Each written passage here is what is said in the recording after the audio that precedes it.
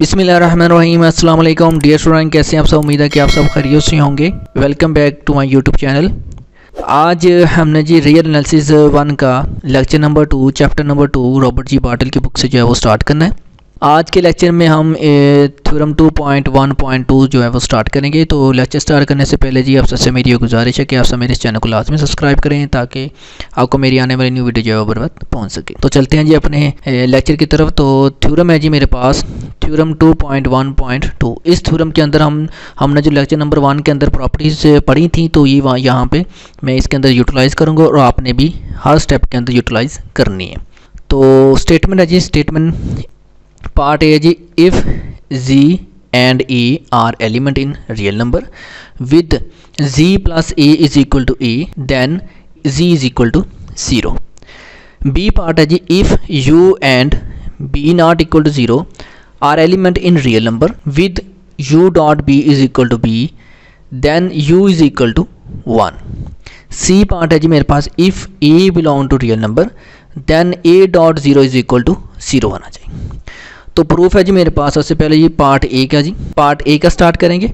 सबसे पहले जी मैंने क्या लिखा जी, given that if z and a are element in real number with z plus a is equal to a। हमने सबसे पहले थ्योरम जो भी होगा हमने सबसे पहले जो है गिवन दैट लिखा करना है कि हमें दिया क्या है। देखिए क्वेश्चन के थ्योरम की स्टेटमेंट में देखिएगा, if z and a are element in real number with z plus a is equal to a. यहाँ तक हमें गिवन है।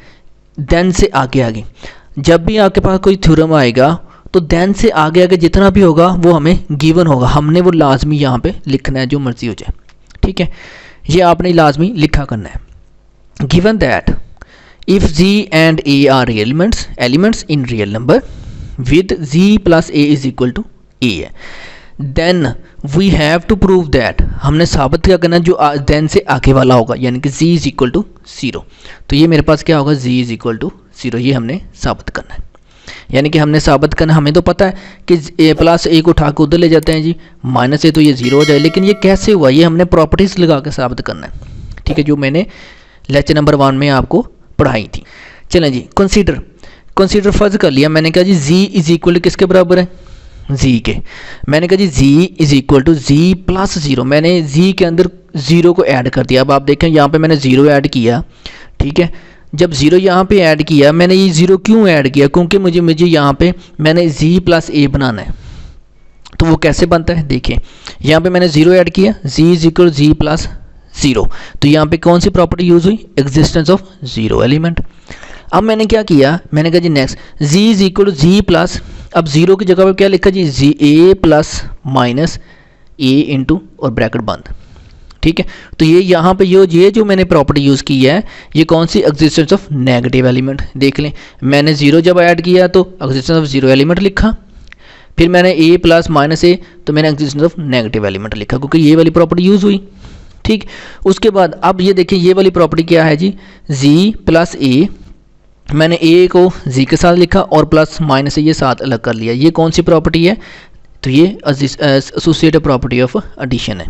ठीक है, तो ये मैंने यहाँ पे लिख दी है। नेक्स्ट, अब आपके पास z plus a already given है स्टेटमेंट में। ये देखिएगा z plus a is equal to a, तो मैंने यहाँ पे a लिख दिया। ये देखिए z प्लस a की वैल्यू मैंने क्या लिखी जी, a, z is equal to a plus minus a. तो ये मेरे पास ये मैंने यहाँ पे भी इसका पॉइंट नोट किया होगा, z plus a is equal to a है। Next, z is equal to a plus minus a, since z plus a is equal to a है मेरे पास। अब a प्लस माइनस ए का आंसर क्या था जी, 0 था। तो ये क्या हो जाएगा जी, एग्जिस्टेंस ऑफ नेगेटिव एलिमेंट। ठीक है, तो ये मेरे पास a z is equal to a proof हो जाएगा। नेक्स्ट है जी मेरे पास पार्ट नंबर बी का प्रूफ। ठीक है, तो सबसे पहले जी आपने गिवन दैट लिखा करना है हमेशा। Given that if u and b not equal 0 are elements in real number with u dot b is equal to b है, ये हमें गिवन है स्टेटमेंट के अंदर। Then we have to prove that, हमने साबित क्या करना है कि u इज इक्वल टू 1 है। ठीक है, हमें तो पता है कि हम यहाँ से b को उठा के इसके नीचे ले जाएंगे तो b के साथ b कैंसिल, तो वो 1 आ जाएगा। लेकिन कैसे 1 आया, वो प्रॉपर्टीज लगा के हमने प्रूफ करना है। Consider u is equal to u, next u is equal to u dot 1। अब यहाँ पे देखिए मैंने 1 को यहाँ पे लिखा है, ऐड की यानी कि मल्टीप्लाई किया u के साथ। u डॉट 1 करूँगा तो कोई फ़र्क नहीं पड़ता, 1 के साथ अगर u को मल्टीप्लाई, तो यहाँ पे कौन सी प्रॉपर्टी होगी, एग्जिस्टेंस ऑफ यूनिट एलिमेंट की। ठीक है, नेक्स्ट है जी मेरे पास u is equal to U into B dot 1 over B. ठीक, अब यहाँ पे देखिए मैंने 1 की जगह पे b डॉट 1 ओवर बी ये क्यों लिखा, यानी पे b क्यों लिखा, मैंने c भी लिख सकता था d, क्योंकि मुझे यहाँ पे गिवन है a डॉट b, मुझे b के अंदर चाहिए, तो इसलिए मैंने b और b का इन्वर्स साथ में लिखा है, मल्टीप्लिकेटिव इन्वर्स। ठीक है, तो वो 1 के बराबर है, तो यहाँ पे कौन सी प्रॉपर्टी यूटिलाइज हुई है, एग्जिस्टेंस ऑफ रेसिप्रोकल की। ठीक है, नेक्स्ट है मेरे पास u इज इक्वल टू, अब b को मैंने u के साथ लिख दिया u डॉट b, और डॉट जो इन्वर्स है b का 1 ओवर b वो मैंने अलग कर लिया। ठीक है, तो यही कौन सी प्रॉपर्टी यहाँ पे यूटिलाइज हुई, एसोसिएटिव प्रॉपर्टी ऑफ मल्टीप्लिकेशन। आपने ये हर स्टेप के साथ साथ लिखनी जैसे मैंने लिखी है ये।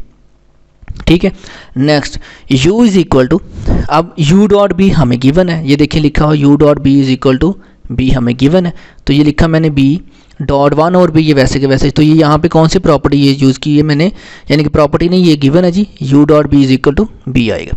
नेक्स्ट है जी मेरे पास u इज इक्वल टू, अब b डॉट 1 और b किसके बराबर है, 1 के, तो ये क्या हो जाएगा, ये एग्जिस्टेंस ऑफ रेसिप्रोकल।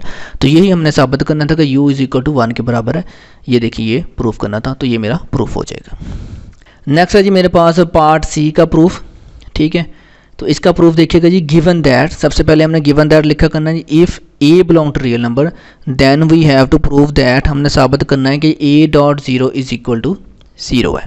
ठीक है, we have a plus a dot 0 is equal to, अब देखिएगा मैंने क्या लिया जी, a प्लस a डॉट 0 ले लिया, यानी कि a प्लस a डॉट 0 के लिए अगर 0 के इसके साथ मल्टीप्लाई करें तो वो 0, तो फिर भी a बच जाएगा, a plus a dot 0 is equal to, अब यहाँ पे a के साथ मैंने a डॉट 1 लिख दिया प्लस a डॉट 0 कर दिया। ठीक है, नेक्स्ट यहाँ पे आप देखिएगा a मैंने कॉमन ले लिया, पीछे का बच गया 1 प्लस 0, तो ये मेरे पास डिस्ट्रीब्यूटिव प्रॉपर्टी हो जाएगी। ठीक है, डिस्ट्रीब्यूटिव प्रॉपर्टी हो गई, उसके बाद a डॉट यहाँ पे 1 को प्लस 0 के साथ प्लस किया तो 1 आ जाएगा। ठीक है, तो इन दोनों का आपस में मल्टीप्लाई किया, मेरे पास क्या आ जाएगा जी, आंसर a आ जाएगा। तो ये हमने प्रूफ करना था। अब तक के लिए इतने जी, इंशाल्लाह मिलते हैं नेक्स्ट लेक्चर में, तब तक के लिए जी अल्लाह हाफिज़, थैंक्स फॉर वॉचिंग।